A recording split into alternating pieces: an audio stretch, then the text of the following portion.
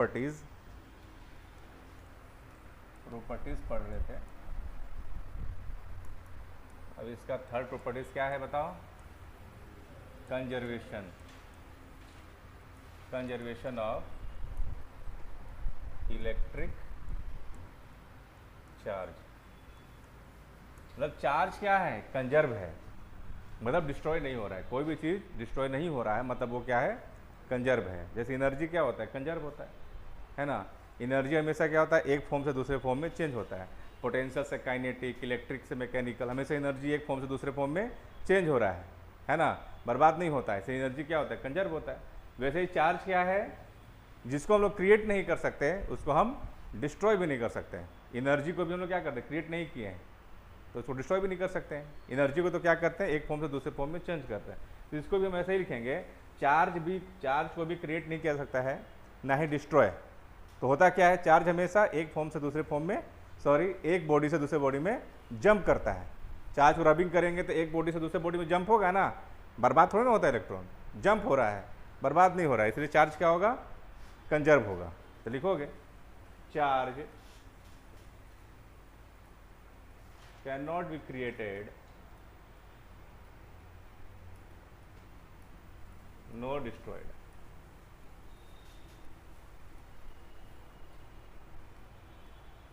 It's only jump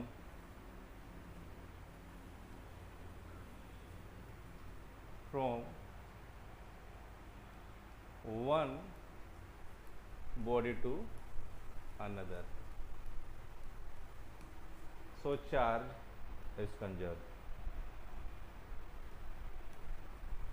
charge is conserve. तीनों properties हम लोग देख लिए।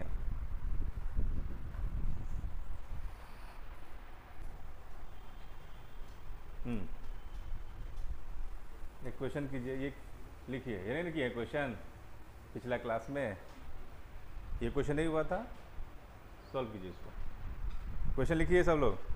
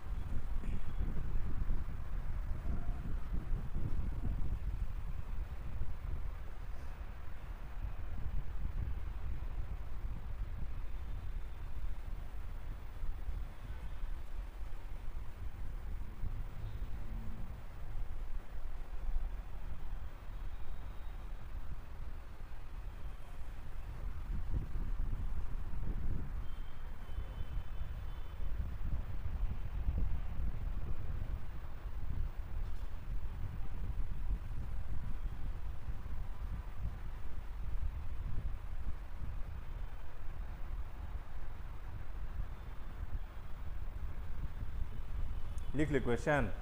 क्वेश्चन क्या कह रहा है? मालूम चला है ना। एक कॉम्ब से हेयर को झाड़ रहा है, ठीक है ना। ऐसा करने से क्या हो गया? हेयर से कितना इलेक्ट्रॉन जंप कर गया कंघी में? 10 के पावर 22 इलेक्ट्रॉन जंप कर गया, है ना। स्टिक टू द कॉम्ब कितना? इतना इलेक्ट्रॉन। 10 के power 22 electrons to leave the persons hair and stick to the comb. Comb में जाके चिपक गया, ठीक है ना। Calculate the charge carried by the comb. Comb में कितना चार्ज आ गया, ठीक है। तो कितना सॉल्यूशन में कितना चार्ज जो है स्टिक कर गया? कितना electrons? n number of charge. n क्या है? n है नंबर ऑफ इलेक्ट्रॉन्स। n है नंबर ऑफ इलेक्ट्रॉन्स। कितना उसमें जो है कॉम्ब में जो है आ गया है? वो है 10 के पावर 22 इलेक्ट्रॉन्स, ठीक है ना। तो इसके वजह से कितना चार्ज आ गया उसमें? तो चार्ज क्या होगा? चार्ज यानी Q, एक इलेक्ट्रॉन की वजह से 1e, 2 इलेक्ट्रॉन की वजह से 2e और n इलेक्ट्रॉन की वजह से ne चार्ज हो जाएगा। तो Q is equal to number of electrons कितना है, 10 के पावर 22 इलेक्ट्रॉन्स है, और एक इलेक्ट्रॉन का चार्ज कितना होता है 1.6 10 के पावर -19। तो सॉल्व करेंगे तो क्या मिलेगा 1.6 10 के पावर 3 10 के पावर 3 कूलम चार्ज। इतना चार्ज जो है उसमें होगा माइनस में, क्योंकि ये क्या है निगेटिव चार्ज इलेक्ट्रॉन है, तो आंसर क्या आ जाएगा माइनस में। ठीक है,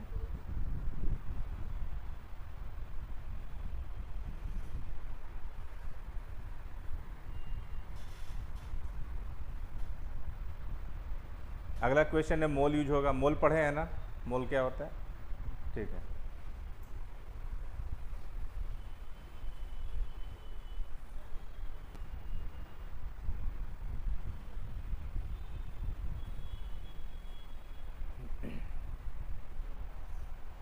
हो गया। चलिए अगला क्वेश्चन जो है वो लिखिए। हाँ, ये एनसीईआरटी का क्वेश्चन है। अब क्वेश्चन ठीक ठाक है, एनसीईआरटी का बीच का क्वेश्चन है। क्वेश्चन क्या कह रहा है कि how much positive and negative charge is there in a cup of water. इतना ही दे रखा है, एक कप वाटर में कितना पॉजिटिव चार्ज होगा, कितना नेगेटिव चार्ज होगा। जाहिर सी बात है एक एटम में पॉजिटिव चार्ज उतना ही होता है जितना नेगेटिव चार्ज है, तो जितना पॉजिटिव चार्ज होगा उतना ही नेगेटिव चार्ज होगा। ठीक है ना, तो कोई भी निकाल लो और दोनों को लिख देना, दोनों तो इक्वल ही होगा। तो निकलेगा कैसे? तो एक कप वाटर में ये मान के चलना है कि कितना होता है 250 ग्राम वाटर होता है, ये मान के चलना है। 1 कप इज इक्वल टू 250 ग्राम। ठीक है ना, ऑफ वाटर। एक कप में 250 ग्राम वाटर मान लेते हैं कंटेन करता है क्वेश्चन में, वो आंसर है उसका।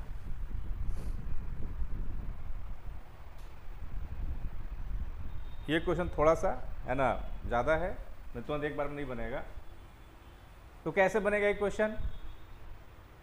250 ग्राम क्या है वाटर है, तो 250 ग्राम वाटर में कितना इलेक्ट्रॉन होगा, अगर ये निकाल लोगे तो निकल जाएगा चार्ज भी, क्योंकि एक इलेक्ट्रॉन का चार्ज जानते हो। अब बहुत कितना इलेक्ट्रॉन है एक कप वाटर में, तो क्या होगा ई से मल्टीप्लाई कर देंगे तो चार्ज आ जाएगा। तो सबसे बड़ा मुश्किल है कितना इलेक्ट्रॉन है, वही कैसे निकाले। तो पहले निकालो मोल। क्या निकालोगे? मोल। मोल क्या होता है? Mass by molecular weight. 250 ग्राम में कितना मोल है वो निकल जाएगा। एक मोल में कितना मॉलिक्यूल्स होता है पता ही है, एक मोल में कितना मॉलिक्यूल्स होता है 6.02 10 के पावर 23 मॉलिक्यूल्स होता है। ठीक है ना, और एक मॉलिक्यूल ऑफ वाटर में कितना इलेक्ट्रॉन, पहले 1 बाई 1 करते हैं, पहले मोल निकालते हैं। Solution number of moles, number of moles. ठीक है ना, क्या हो जाता है mass by molecular weight, molecular weight moles. Mass कितना है 250 ग्राम, और वाटर का, वाटर मतलब H2O हो गया ना, H2O का मॉलिक्यूलर वेट हो जाएगा कितना 18। डिवाइड कर जल्दी बताओ, मोबाइल से डिवाइड करो जल्दी से। तो नहीं करेगा, रुको हम ही कर देते हैं। 250 डिवाइड बाई 18 आ जाएगा 13.888। यही ना हो गया, इतना मोल्स आ गया। ठीक है, एक मोल में कितना मॉलिक्यूल्स, हम लोग जानते हैं कि 1 मोल में इज इक्वल टू 6.02 इंटू 10 के पावर 23 मॉलिक्यूल्स होता है ना। तो इतना सारा मोल है ना, तो नंबर ऑफ मॉलिक्यूल्स कितना हो जाएगा, नंबर ऑफ मॉलिक्यूल्स इन 13.88 मोल में इज इक्वल टू कितना हो जाएगा, मल्टीप्लाई कर देना इसमें 13.88 इंटू 6.02 10 के पावर 23, इतना मॉलिक्यूल्स होगा। क्योंकि एक मोल में इतना, तो इतना में इतना से हम मल्टीप्लाई कर दिए, तो कितना आ जाएगा 13.88 इंटू 6.02, तो ये हो जाएगा 83.611। ठीक है ना जी, 10 के पावर 23 मॉलिक्यूल्स हो जाएगा, मॉलिक्यूल्स ऑफ वाटर H2O। यहाँ तक समझ गया तुम लोग समझे कि नहीं समझे? यहाँ तक समझ में आ गया ना। मोल निकालिए, केमिस्ट्री यूज हो रहा है यहाँ पे थोड़ा, है ना। नंबर ऑफ मोल्स निकालिए, एक मोल में इतना मॉलिक्यूल होता है, 11 से पढ़ा होगा। इतना मोल में कितना होगा वो हम कर लिए। अब इतना सारा मॉलिक्यूल्स है, पहले एक मॉलिक्यूल्स में कितना इलेक्ट्रॉन होगा, तो 1 मॉलिक्यूल्स ऑफ H2O, 1 मॉलिक्यूल्स और 1 मॉलिक्यूल ऑफ H2O, है ना। यानी H2O में कितना, एक मॉलिक्यूल में कितना इलेक्ट्रॉन होगा। एक हाइड्रोजन में एक इलेक्ट्रॉन होता है ना, कैसे हाइड्रोजन का एटॉमिक नंबर 1 होता है ना, तो 1 प्रोटॉन 1 इलेक्ट्रॉन, ऐसा ही होता है। तो दो गो यहाँ पे है हाइड्रोजन, 2 इलेक्ट्रॉन हो जाएगा, है कि नहीं। ऑक्सीजन का एटॉमिक नंबर 8 होता है, मास नंबर 16 होता है, तो 8 प्रोटॉन 8 इलेक्ट्रॉन, जितना इलेक्ट्रॉन उतना ही प्रोटॉन। तो पहले हम निगेटिव चार्ज निकालते हैं, जितना निगेटिव होगा उतना ही पॉजिटिव होगा। तो ऑक्सीजन में कितना हो गया 8, टोटल कितना हो गया 10, यानी एक मॉलिक्यूल में कितना होगा इलेक्ट्रॉन आ गया 10। एक मॉलिक्यूल में मेरे पास कितना मॉलिक्यूल है, इतना सारा है ना। तो बताओ कितना इलेक्ट्रॉन हो गया, तो इसमें क्या करेंगे 10 से मल्टीप्लाई कर देंगे, क्योंकि एक मॉलिक्यूल में 10, तो इतना सारा मॉलिक्यूल 10 से मल्टीप्लाई कर देंगे, हो गया ना, आसान सोल्व हो गया। यहां से हम कर देते हैं total number of electrons is equal to कितना हो जाएगा, मॉलिक्यूल्स कितना 83.611 10 के पावर 23, सही कि ना मल्टीप्लाई, ठीक है, इंटू 10 से मल्टीप्लाई कर दिया तो कितना हो जाएगा 83.611 10 के पावर 24 इलेक्ट्रॉन्स, इतना ही हो जाएगा ना। इतना इलेक्ट्रॉन, अब एक इलेक्ट्रॉन का चार्ज जानते हो ना, तो इतना सा इलेक्ट्रॉन का कितना चार्ज होगा, ई से मल्टीप्लाई कर दोगे तो टोटल चार्ज कितना हो जाएगा, टोटल चार्ज इक्वल टू कितना हो जाएगा क्यू एन ई होता है, यानी एन कितना है 83.611 10 के पावर 24, ई के वैल्यू कितना है 1.6 10 के पावर -19, फिर मल्टीप्लाई 83.611 इंटू 1.6, तो ये आ जाएगा 133.77, 10 के पावर 24 में से 19 गया कितना 5 हो गया ना, ये 5। क्वेश्चन लिख लिए थे ना, तो कितना हो जाएगा, ये 2 पॉइंट उधर घसकाएंगे तो 1.33 10 के पावर 7 कूलम, यही हो गया आंसर, यही आंसर है ना।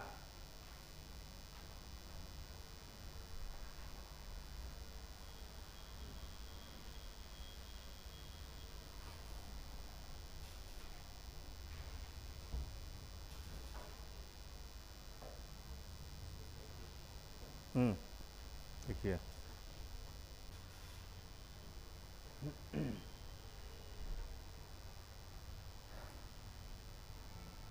तो देखिए कंडक्टर किसे कहते हैं, जिसमें इलेक्ट्रिक चार्ज आसानी से फ्लो कर सके। इलेक्ट्रिक चार्ज जिसमें करंट फ्लो करता है वही कंडक्टर है ना। करंट फ्लो मतलब क्या होता है, जिसमें चार्ज फ्लो करता है, जिसमें चार्ज आसानी से फ्लो करता है वो क्या है कंडक्टर, जिसमें फ्लो नहीं करता उसको क्या बोलते हैं हम लोग, इंसुलेटर, यही है। तो ये डेफिनेशन यही है, तो और 2-3 चीज़ जो है ऐड करेंगे, तो इसको लिख लीजिए आप लोग, है ना, इसको लिख लीजिए।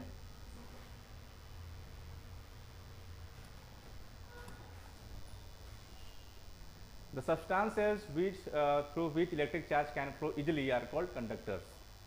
ना, they contain large number of free electrons. Conductor में क्या होता है, बहुत सारा फ्री इलेक्ट्रॉन्स होता है, जिसकी वजह से क्या होता है कंडक्शन होता है ना। Which make them good conductor of electricity.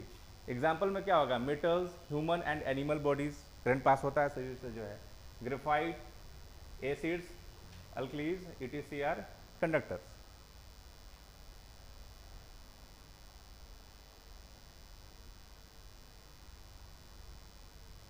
Insulator क्या होगा, जिसमें चार्ज फ्लो आसानी से नहीं करता है। The substance through which electric charge can not flow easily are called insulator.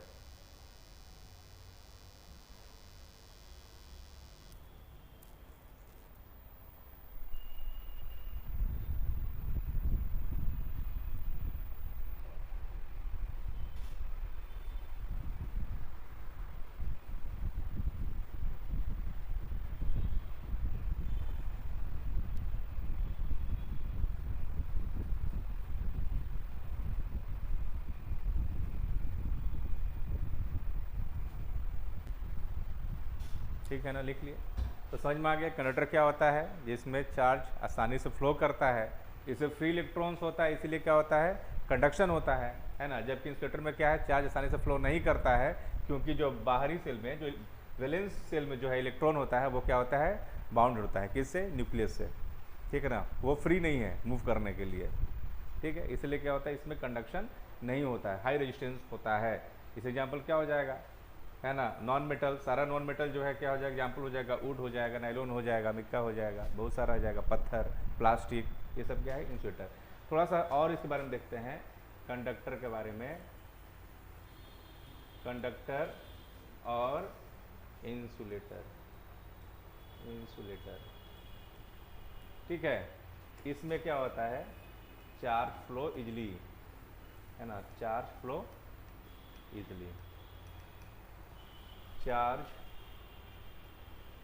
Do not flow easily, easily, ये देख चुके हो, है ना। इसमें फ्री इलेक्ट्रॉन्स होता है, जिस वजह से क्या होता है, कंडक्शन होता है ना। लेकिन इसमें क्या, इलेक्ट्रॉन्स क्या होता है, बाउंड होता है ना, इसलिए कंडक्शन नहीं होता है। बाउंड रहेगा तो कंडक्शन कहाँ से होगा, फ्री इलेक्ट्रॉन्स रहेगा मूव करने तभी कंडक्शन होगा। अब देखो मेन पॉइंट क्या है, ये तो है ही, 9-10 में भी सब आदमी सब जानता है, ये सब कोई बड़ा चीज़ नहीं था, है ना। अब यहाँ देखो इसमें लिखेंगे, है ना, charges are loosely packed,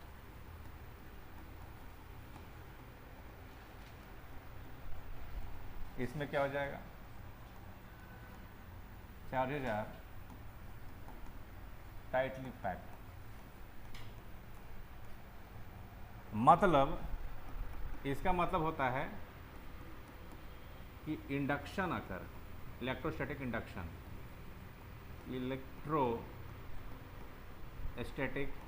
induction इसमें होता है। क्यों, क्योंकि चार्ज जो है लूजली पैक्ड है, इधर से उधर मूव कर लेगा। ये क्या है, टाइटली पैक्ड है, इधर से उधर मूव नहीं करेगा। इलेक्ट्रोस्टैटिक, ये होता क्या है, अभी तो पूरा अच्छे से पढ़ना है इलेक्ट्रोस्टैटिक इंडक्शन के बारे में, तो एनसीईआरटी में एक पेज दे रखा है अच्छे से, इलेक्ट्रोस्टैटिक इंडक्शन नॉट होता, नहीं होता है। अब देखो है क्या, जैसे हम बोले कि ये क्या कंडक्टर है, तो कंडक्टर ले लिए, कंडक्टर में क्या है, इसमें क्या है, जितना पॉजिटिव नेगेटिव का सारा कुछ है इसके अंदर, है ना। जैसे ही इसके नज़दीक मान के चले कोई चार्ज बॉडी लेके चले गए, पॉजिटिव हो सकता है, निगेटिव हो सकता है। पॉजिटिव मतलब जिसमें इलेक्ट्रॉन कम है ना, अब प्रोटॉन की संख्या ज़्यादा है, तो क्या होगा ना, इसमें पॉजिटिव क्या करेगा, निगेटिव को अट्रैक्ट करता है, तो निगेटिव सारा क्या होगा, यहाँ पर इसके सबसे नज़दीक वाले पोजीशन पर क्या होगा, एक्यूमुलेट होना स्टार्ट हो जाएगा, जमा होना स्टार्ट हो जाएगा, यहाँ एक्यूमुलेट हो जाएगा सारा का सारा। और पॉजिटिव क्या होगा, पॉजिटिव को रिपेल करेगा, पॉजिटिव सारा का सारा कहाँ एक्यूमुलेट होगा, सबसे दूर वाले जगह पे, फार्थेस्ट पोजीशन पे, यहाँ पे जाके एक्यूमुलेट होगा। इसी प्रोसेस को हम लोग क्या बोलते हैं, इंडक्शन। क्या बोलते हैं, इंडक्शन। अभी डेफिनेशन लिखवाएंगे इसका। तो इसमें क्या समझ में आया कि जैसे चार्ज लेके आए कंडक्टर में, निगेटिव इधर दौड़ेगा, पॉजिटिव उधर जाएगा। अगर ये निगेटिव होता तो निगेटिव उधर भागता, पॉजिटिव इधर आ जाता, ठीक है ना। जबकि इंसुलेटर में ऐसा नहीं होगा, है ना, इंसुलेटर में ऐसा नहीं होगा। कुछ भी जो है इसमें क्या है, मान लो पॉजिटिव निगेटिव ऐसे रेंडमली दिखा दे रहे हैं, ऐसे पॉजिटिव निगेटिव दिखा दिए हम ऐसे, तो इसके पास कुछ भी लेके जाओ, है ना, पॉजिटिव लेके जाओ, निगेटिव कितना भी हाई लेके जाओ, ठीक है, तो वैसा ही रहेगा, टाइटली पैक्ड है, बाउंडेड है, ठीक है ना। इसलिए इसमें फर्क नहीं होगा। जबकि कंडक्टर में क्या होगा, ये होगा, इंडक्शन होगा, है ना, कंडक्टर। इसको कर लीजिए, उतारिए इसको। तो कंडक्टर में क्या होता है, इंडक्शन होता है।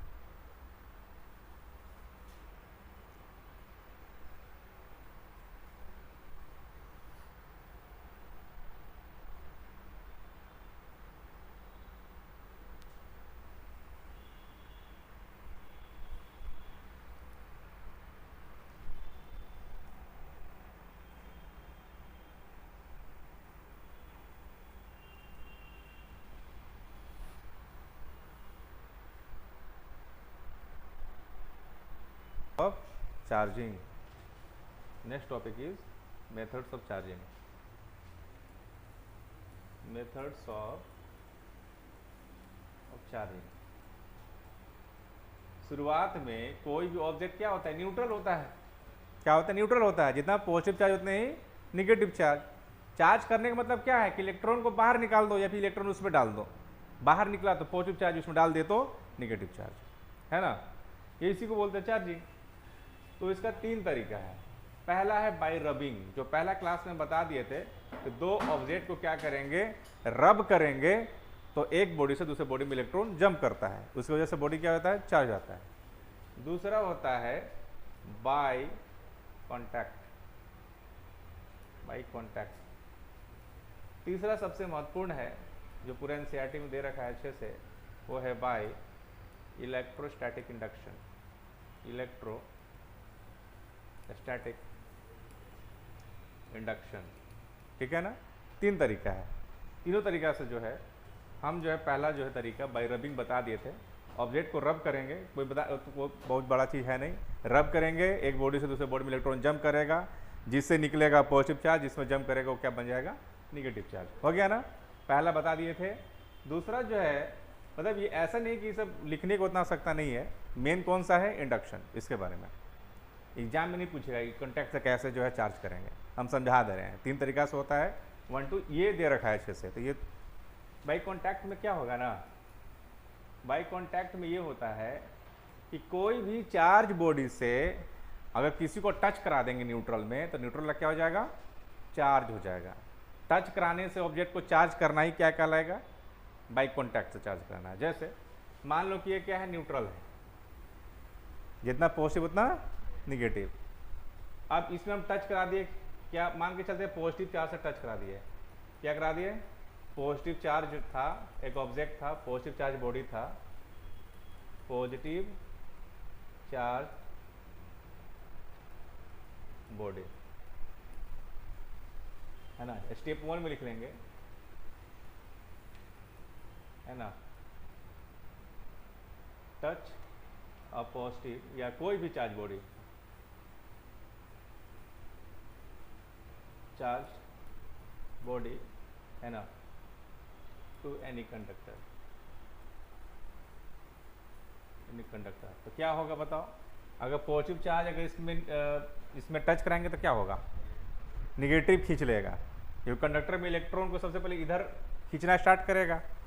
क्योंकि दोनों टच है तो इलेक्ट्रॉन यहाँ से यहाँ जाएगा, पॉजिटिव चार्ज तो इधर एक्यूमुलेट होगा, होगा कि नहीं होगा, दूर भगाएगा पॉजिटिव चार्ज को। लेकिन जो निगेटिव होगा, जो इधर एक्यूमुलेट होगा नज़दीक में, क्योंकि टच है तो इलेक्ट्रॉन भी क्या होगा, यहाँ से इसमें चला जाएगा, पास हो जाएगा इलेक्ट्रॉन पास। पॉजिटिव चार्ज का इलेक्ट्रॉन को खींचेगा, पॉजिटिव निगेटिव में अट्रैक्शन होता है, खींचा उसको, टच है इसलिए खींच लिया, है ना। सेकेंड स्टेप 2 में क्या कर दीजिए, है ना, सेपरेट कर दीजिए। क्या कर दीजिए, दोनों को सेपरेट कर दीजिए। तो क्या होगा, जैसे इसको सेपरेट कीजिएगा तो ये जो बॉडी है इसमें इलेक्ट्रॉन कम हो जाएगा। मान के चलिए 1000 इलेक्ट्रॉन 1000 प्रोटॉन था, 1000 में 200 पार हो गया उधर, तो 800 इलेक्ट्रॉन और कितना यहाँ बचा, 1000। तो इलेक्ट्रॉन कम हो गया, पॉजिटिव चार्ज की संख्या ज़्यादा हो गया, तो ये बॉडी कैसा बन जाएगा, पॉजिटिव चार्ज, है ना। तो ये बॉडी कैसा बन गया, पॉजिटिव चार्ज। पॉजिटिव चार्ज इसे दिखा रहे हैं क्योंकि पॉजिटिव चार्ज बॉडी हो गया, है ना। पॉजिटिव चार्ज आपस में रिपेल करके दोनों ऐसे अलग अलग होने लगता है, तो ये हो जाएगा पॉजिटिव चार्ज बॉडी। तो समझ में आ गया कि कैसे जो है टच करने से भी कोई ऑब्जेक्ट चार्ज हो जाता है। दिखा दीजिए इसको, बाई कॉन्टैक्ट में कैसे हो गया। मेथड्स ऑफ चार्जिंग लिखिए, बाई कॉन्टैक्ट में कैसे काम किया वो लिखिए।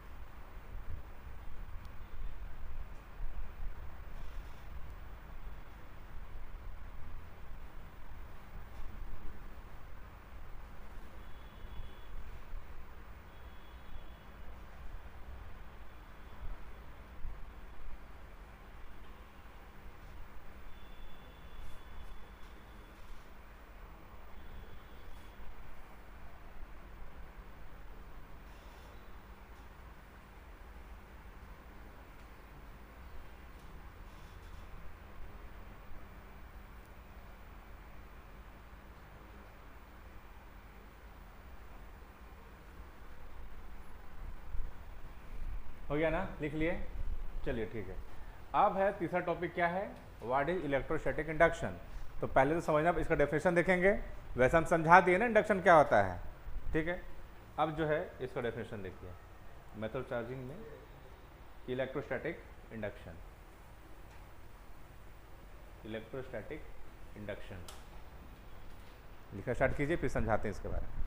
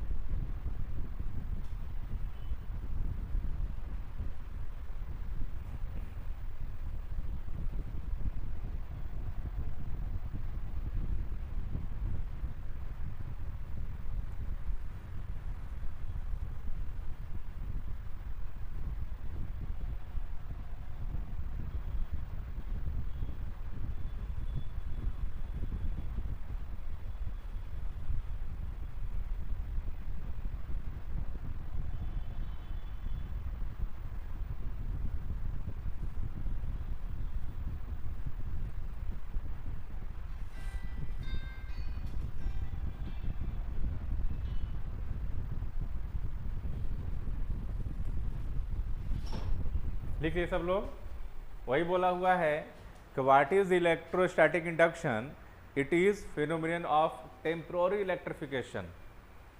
टेम्पोररी इलेक्ट्रिफिकेशन इसलिए कि जब तक आप नज़दीक में रखे हुए हैं तब तक तो इंडक्शन होगा, जैसे उसको बाहर हटाएगा फिर वापस से रैंडम वैसे ही हो जाएगा पहले जैसा। समझिए क्या कहना चाह रहा है, ये क्या है, एक ऐसा प्रक्रिया है जो क्या है, temporary electrification of a conductor in which opposite charges, जो अपोजिट चार्ज क्या होगा, नज़दीक आएगा, अगर पॉजिटिव रखे तो नेगेटिव वाला नज़दीक आएगा, है ना, appears at the closer and and similar charge क्या होगा, सबसे दूर वाले पोजीशन पे जाके एक्यूमुलेट होगा या फिर इंड्यूस होगा। कब, in the presence of near by charge body, जब उसके नज़दीक में, टच नहीं करना है, उसके नज़दीक में रखना है ना। जैसे इसे बना लीजिएगा ऐसे, मान लो कोई से कंडक्टर है, ये से कंडक्टर है, कंडक्टर है, जैसे ही मान के चलिए पॉजिटिव चार्ज बॉडी को इसके नज़दीक में ला रहे हैं, है ना, पॉजिटिव चार्ज बॉडी को, पॉजिटिव चार्ज बॉडी जब नज़दीक में ला रहे हैं तो अपोजिट चार्ज क्या होगा, इसके सबसे नज़दीक वाले पोजीशन पे, अब उड़ के तो नहीं ना आएगा, यहाँ पे टच कराते तो भले आ जाता है ना, तो नज़दीक वाले पोजीशन पे क्या होगा, एक्यूमुलेट होगा, इंड्यूस होगा, ठीक है ना। सारा निगेटिव चार्ज कहाँ चला गया, इसके नज़दीक, और सारा पॉजिटिव चार्ज कहाँ चला गया, इससे सबसे दूर वाले पोजीशन पे, यहाँ पे जाके इंड्यूस हो जाएगा, एक्यूमुलेट हो जाएगा, ठीक है ना। टेम्पोररी क्यों बोले हैं, जैसे ही इसको हटाइएगा निगेटिव पोजीशन आपस में अट्रैक्ट करेगा, फिर से वैसा ही हो जाएगा, तो तब तक ये है तब तक ये है, इसे क्या है, ये टेम्पोररी इलेक्ट्रिफिकेशन है। इलेक्ट्रिफिकेशन क्यों बोल रहे हैं, क्योंकि इधर पॉजिटिव इधर निगेटिव, तो इलेक्ट्रिक फील्ड बन गया, पॉजिटिव निगेटिव आपस में क्या बना लिया, इलेक्ट्रिक फील्ड बन गया, इधर पॉजिटिव चार्ज इधर क्या हो गया, निगेटिव चार्ज, दोनों के बीच में क्या हो गया, क्या हो गया, इलेक्ट्रिक फील्ड बन गया, ठीक है ना। आगे देखिएगा इलेक्ट्रिक फील्ड क्या होता है, जब पढ़ाएंगे ना तो समझ में आएगा। पॉजिटिव चार्ज से लाइंस निकलता है, ठीक है ना, उसी को हम लोग क्या बोलते हैं, चार्ज के चारों ओर वो जगह जहाँ पे फोर्स लगता है क्या कहता है, इलेक्ट्रिक फील्ड कहा जाता है। हाँ, लूप नहीं बनता है इसमें, है ना, चार्ज के चारों ओर वो जगह जहाँ पे चार्ज क्या करता है, फोर्स लगाता है ना जी, चार्ज रहेगा, पॉजिटिव को रिपेल करता है, पॉजिटिव निगेटिव को अट्रैक्ट कर रहा है, तो चार्ज क्या कर रहा है, अपना एक फील्ड है, उसके फील्ड में जो भी ऑब्जेक्ट रखोगे उसका तो अट्रैक्ट करेगा या फिर रिपेल करेगा। अब चार्ज यहाँ पे, अब 1 किलोमीटर दूर रखोगे दूसरा चार्ज तो करेगा, उसके फील्ड में होना चाहिए ना, ठीक है, हम लोग ग्रेविटेशनल फील्ड, ग्रेविटी कहाँ लगता है? आप जब तक आप ग्रेविटेशनल फील्ड में हैं, अब यहाँ से चल जाइएगा बहुत दूर तो कहाँ से लगेगा? बहुत दूर, उसका भी एक लिमिटेशन है। जब तक फील्ड में है तब तक क्या करेगा? उसमें फोर्स लगेगा। तो क्या है? इलेक्ट्रिफिकेशन है। तब ये क्या है? जब इसके नज़दीक में लाते हैं तो अपोजिट चार्ज एक्यूमुलेट होता है नियर बाई सरफेस पे, और सिमिलर चार्ज क्या हो जाएगा? फार्थेस्ट पोजीशन पे इंड्यूस होता है। ठीक है ना? इसे हम लोग क्या बोलते हैं? इलेक्ट्रोस्टैटिक इंडक्शन बोलते हैं। डायग्राम बना लिए? तो आप देखते हैं कि इसको यूज करके चार्ज कैसे करेंगे वो देख लेते हैं। तो लिखते हैं पहला जो एनसीईआरटी में दे रखा है, दोनों लिखेंगे यहाँ पे। Charging of two identical spherical conductor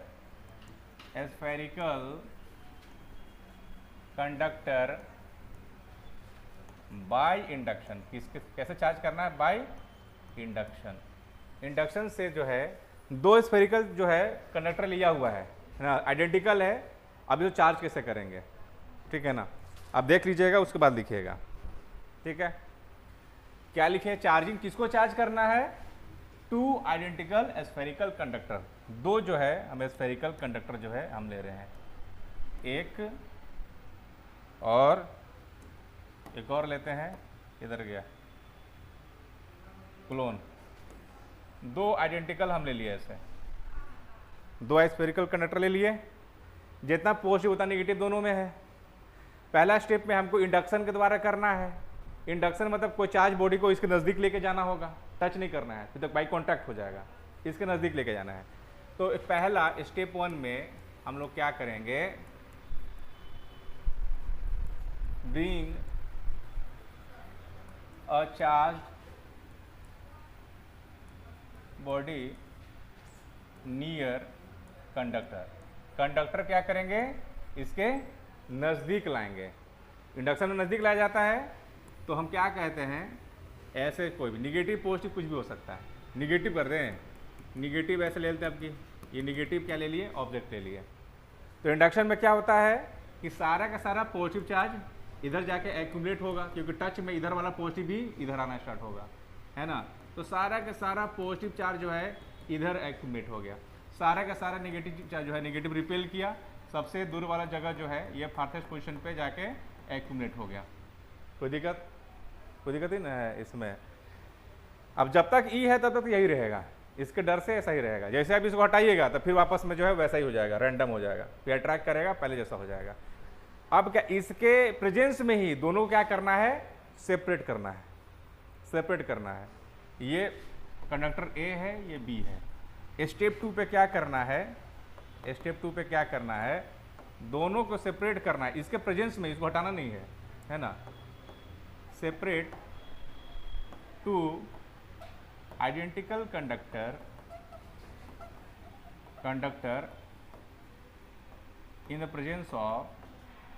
in the presence of external charged body। ठीक है ना? कोई दिक्कत? तो स्टेप 2 पे जो है हम लोग क्या कर रहे हैं? आप इसके प्रेजेंस में ही, ये तो निगेटिव चार्ज है, इसको अलग कर दिए, सेपरेट कर दिए, ऐसे सेपरेट कर दिया। इसमें क्या है? सारा पॉजिटिव चार्ज इधर आ गया है, सारा निगेटिव क्या आ गया है? इधर आ गया है। इसके प्रेजेंस में क्यों किया? क्योंकि इसको हटा देते फिर वापस मिक्स हो जाता। इसके प्रेजेंस में किया कहता है कि इधर रहे वो उधर रहे। ठीक है? अब इसको हटा दीजिए, अब इसको कोई काम नहीं है, दोनों अलग अलग कर दिए, दोनों चार्ज हो गया। अब इसमें ज़्यादा पॉजिटिव हो गया, इसमें क्या हो गया? ज़्यादा नेगेटिव हो गया, है ना? स्टेप 3 में क्या करना है? स्टेप 3 में क्या करना है? आप रिमूव कर दीजिए, रिमूव एक्सटर्नल चार्ज्ड बॉडी। जैसे ही आप इसको हटाइएगा, वो वाला एक्सटर्नल, दोनों स्फीयर है, दोनों आइडेंटिकल है, कंडक्टर है। अब पॉजिटिव है, इसमें पॉजिटिव आपस में रिपेल करके चारों तरफ क्या हो गया? ऐसे पॉजिटिव चार्ज हो जाएगा। यानी ये बन गया पॉजिटिव चार्ज बॉडी, ये बन गया निगेटिव चार्ज बॉडी। आसान था? कोई दिक्कत है इसमें? हो गया। ये बन गया positive charge body, positive charge body, negative charge body.